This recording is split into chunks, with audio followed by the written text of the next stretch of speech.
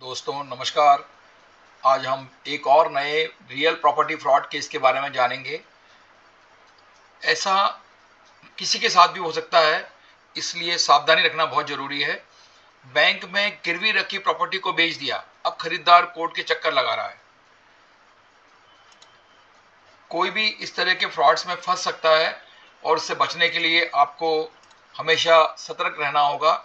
Bank में गिरवी रखी और बैंक की नीलामी में प्रॉपर्टी को धोखे से किसी को बेच दिया, कैसे? जानने के लिए पूरा देखिए इस वीडियो को। इस तरह के प्रॉपर्टी फ्रॉड से बचने के सटीक उपायों के साथ।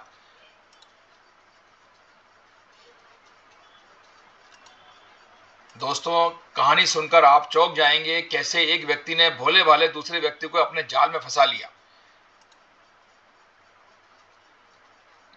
ये सेलर ने न्यूज़पेपर में एक फ्लैट को बेचने का विज्ञापन जारी किया। उस विज्ञापन को पढ़कर परचेजर ने उससे संपर्क किया और दोनों का सौदा 40 लाख रुपए में हो गया। दोनों के बीच उक्त फ्लैट का एग्रीमेंट खरीदार ने 10 लाख रुपए एडवांस देकर कर लिया और अब उसने अपनी बैंक में लोन लेने के लिए अप्लाई किया और सभी प्रॉपर्टी डॉक्यूमेंट बैंक में दे दिए। अब बैंक ने उस केस का टाइटल वेरीफाई करवाने के लिए पैनल एडवोकेट को दिया। उस केस का वैल्यूएशन भी साथ में दिया गया उनके पैनल वैल्यूअर को। दोनों की रिपोर्ट में कुछ भी गलत एडवर्स नहीं आया। अब बैंक ने उसका लोन सैंक्शन कर दिया।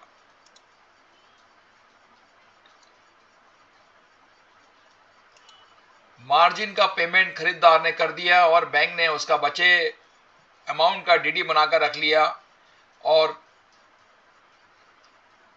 उसके बाद सेलर ने उक्त प्रॉपर्टी की डुप्लीकेट कॉपी रजिस्ट्रार ऑफिस से प्राप्त कर ली। दोस्तों, ये बहुत कॉमन होता है। इसका एक प्रोसीजर है कि आपको डुप्लीकेट रजिस्ट्री कॉपी निकालने के लिए पहले ओरिजिनल सेल डीड के गुमने की रिपोर्ट एफआईआर करवानी होती है थाने में और किसी एक न्यूज़पेपर में उसका विज्ञापन document lost and found column में प्रकाशित करवाना पड़ता है। उसके करने के बाद ही आप किसी प्रॉपर्टी के की डुप्लीकेट कॉपी निकाल सकते हैं। सेलर ने पहले अपनी प्लानिंग के हिसाब से कार्य किया। उसने लेस सर्कुलेटेड न्यूज़पेपर में उक्त नोटिस को प्रकाशित करवाया। किसी ने उसको नहीं पढ़ा और यहां से ही फ्रॉड स्टार्ट हुआ।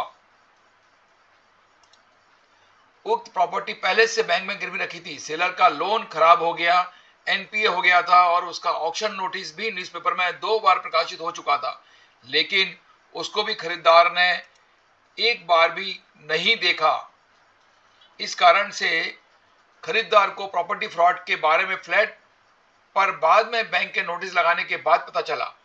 अब उक्त खरीदार का पैसा प्रॉपर्टी फ्रॉड में फंस गया। सेलर यहां से भाग गया।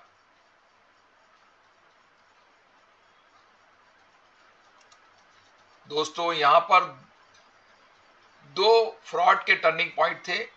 एक तो document lost and found public notice का नहीं देखना, उक्त प्रॉपर्टी के ऑक्शन नोटिस को कई बार न्यूज़पेपर में होने के बाद भी नहीं देखना।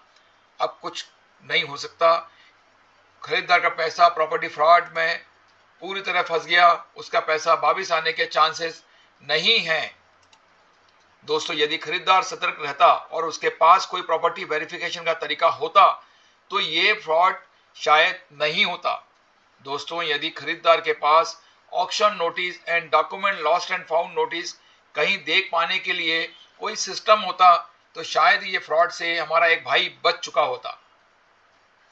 लेकिन दोस्तों, पहले कोई तरीका नहीं था, लेकिन अब है। अब Procly.com पर किसी भी प्रॉपर्टी का auction notice, document lost and found notice और हर तरह के पब्लिक नोटिसेस प्रॉपर्टी से रिलेटेड पिछले 5 वर्षों से अधिक समय के सभी न्यूज़पेपर के एक क्लिक पर प्रॉपर्टी के प्लॉट नंबर से प्राप्त कर सकते हैं और इसके साथ में और भी बहुत तरह के वेरिफिकेशन आप उस साइट पर प्राप्त कर सकते हैं। आप Procly.com पर और भी बहुत कुछ प्रॉपर्टी की जानकारी वेरीफाई कर सकते हैं, जैसे RERA, TNCB, court cases, auction notices, property attach by government department, सभी जानकारियां केवल एक क्लिक पर प्राप्त कर सकते हैं और सभी सर्विसेज फ्री हैं। तो अधिक जानने के लिए अभी आप लॉगिन करें procly.com पर। भैया रहना है प्रॉपर्टी संग टेंशन फ्री और चेयर सम, तो भैया आज ही पाओ प्रॉक्ली चेक फ्रीडम। ध्यान रखिए दोस्तों, आपका